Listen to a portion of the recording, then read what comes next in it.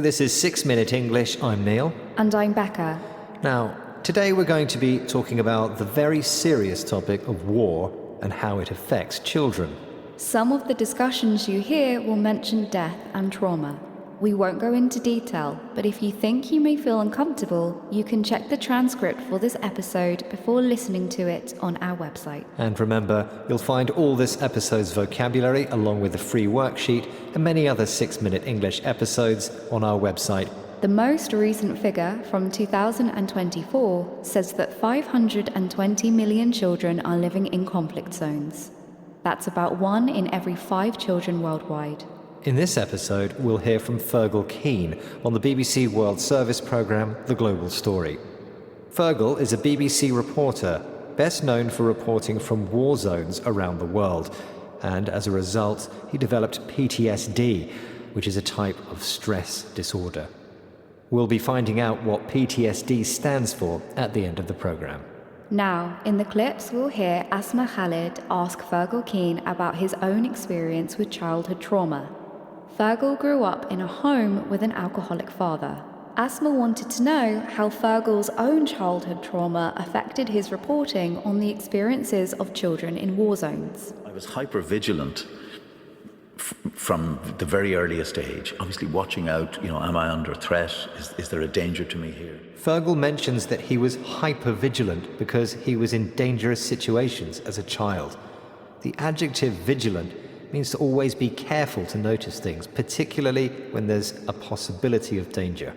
Yes, and the prefix hyper expresses that there is a lot of or even too much of something. Though neutral, it is often used in negative or critical contexts. So hypervigilant means very, very careful, sometimes too careful and thoughtful. Hypervigilance, the noun, is a state of extreme alertness and sensitivity to surroundings, possibly because of extreme anxiety. Now let's hear from Fergal as he talks about research on the experiences of children in war zones. They disagree about a few things, but on this they're absolutely of one mind. Fergal mentions that they, the researchers, disagree about their findings, but they're absolutely of one mind when considering the recovery from war trauma. If you are of one mind, you are of a group of people that share the same opinion, desire, or viewpoint on a matter.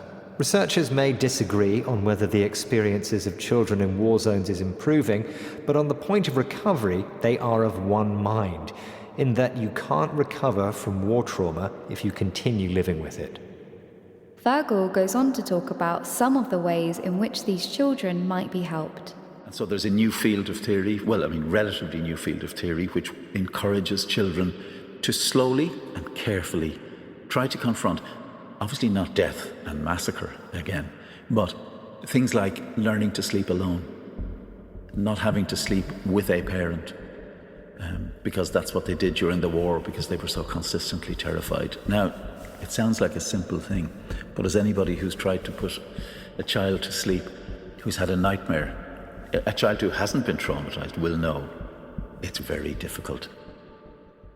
Fergal says that children should be encouraged to slowly and carefully try to confront their experiences. To confront something is to meet with it or deal with it. For the children to confront their terrifying experiences, they must start with more simple things, like learning to sleep alone. Sleeping alone seems simple enough, but Fergal compares the experiences of children in war zones to that of children who might have nightmares. Yes, and a nightmare is a very scary or upsetting dream. It can also be used metaphorically to describe unpleasant events or experiences. Now let's hear Fergal talking about what he's learned from reporting on children in war zones. The big lesson is that given a chance, the human spirit, and especially children, are phenomenally resilient. Fergal describes the children as being phenomenally resilient. The noun phenomenon, or phenomena in its plural form, refers to an observable fact or event that can be experienced through the senses. The adverb phenomenally describes something being done or felt in an extreme or surprising way. To be resilient is to be able to recover from and come back from something difficult or bad that's happened. So Fergal says that children can be surprisingly positive despite the negative things happening around them. They are phenomenally resilient. A result of these negative things could be PTSD. Earlier we mentioned PTSD, and it stands for Post-Traumatic Stress Disorder. Yes, and the P in PTSD stands for post, as we've just heard, and the prefix post expresses something that happens after or as a result of the event it's attached to. Now let's recap the vocabulary. We first had hypervigilant. That is to be very careful, or maybe almost too careful, to notice things, particularly when there is a possibility of danger.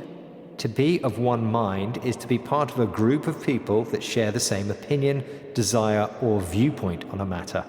We had confront something. That is to meet with it or deal with it. A nightmare is a scary or upsetting dream.